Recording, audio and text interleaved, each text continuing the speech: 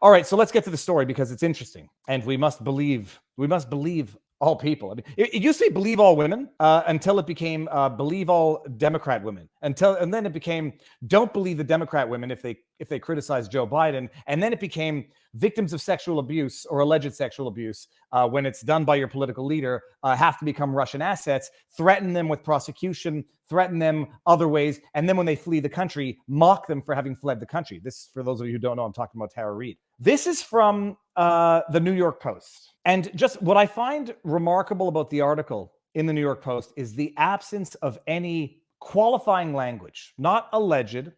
What I find fascinating is that the New York Post article, not that the New York Post is a bastion of journalism, but they're decent and they've had some good breaking stories like the Hunter Biden laptop. There's no doubt, there's no suspicion, there's no hesitance, foregone truthfulness of the statements, much in the same way we saw with Jussie Smollett before people started asking questions, which we're going to have right here. Elliot Page reveals chilling transphobic attack outside LA hotel. I'm going to effing gay bash you, F word, the 6-letter F word, not the 4-letter one. Actor Elliot Page has shared he was verbally attacked and threatened by a crazed transphobic man who shouted that he was the reason, quote, I need a gun, end quote, in Los Angeles last year. I thought they said last week, actually. Well, now I've got even more questions. Holy crab apples. I thought that said last week. And then when I said, surely they're going to have some video surveillance of this outside the shop, to which everyone responded, they won't, and stop calling them Shirley. Last year, just coming forward with this now. Okay, interesting. There's a convenient timing to this story as well. Page 36 was standing on a corner in West Hollywood on his way to Pink Dot convenience store when the enraged and hateful stranger approached him, shouting obscenities, according to the Los Angeles Times. I'm going to effing gay bash you, you F-A-G-G-O-T, I presume is the word, the man yelled, forcing the actor to bolt toward the store in fear. Employees at Pink Dot escorted a terrified Page into the shop, but the man allegedly followed him and stood at the store's doorway.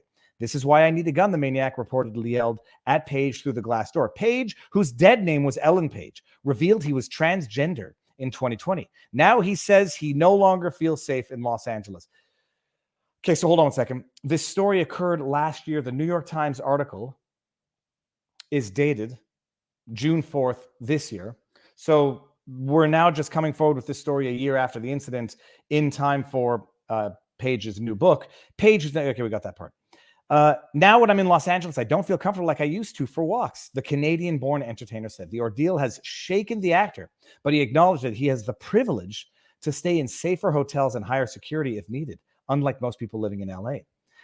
Doesn't mean it's not traumatic, but yada, yada, yada. Okay, the Juno star's recounting of the alleged verbal assault and threats comes in the wake of another story he recently shared in his upcoming memoir, Page Boy, about when a famous a-hole told him being gay doesn't exist. Okay, we got another story here coming out of the book. The actor added that another celebrity whom he described as an acquaintance insisted, okay, some other stuff.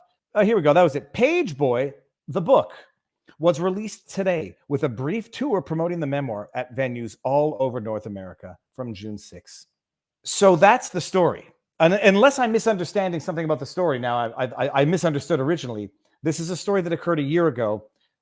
Page is detailing events in Page's memoir and comes out with one about an incident that occurred a year ago. I guess we're not going to get any surveillance footage of this because it's probably too far in the past to verify. So we're just going to have to trust the story because we no longer have the ability to verify.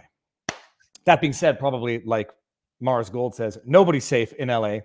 Oh, so that's the news. Book promotion stunt is the obvious question. The thing is this, I'm reading these stories about, Page recounting all of these, making an inventory of incidents where people were assholes. I mean, that's it. I do have a long-running theory, like people aren't racist. They're not fat phobes. They're not... People are just nice, tolerant, or they're assholes. And if someone's an asshole, they're going to find a reason to hate someone. It's going to be because they're fat, black, Jewish, white, whatever. People who are a-holes will find a reason to hate. Page is putting together a list of incidents where people were a-holes, allegedly.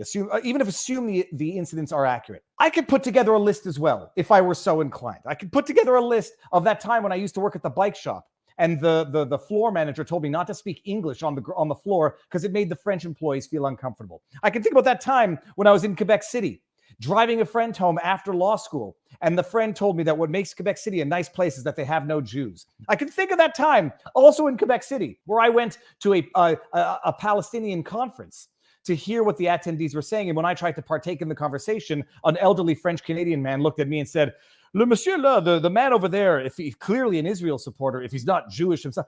Everyone can make a list, an inventory of the time someone did something wrong to them. The question is, how long do we hold on to that list for? And what do we allow it to dictate in terms of defining who we are in the present? People are assholes. We're going to have to understand that.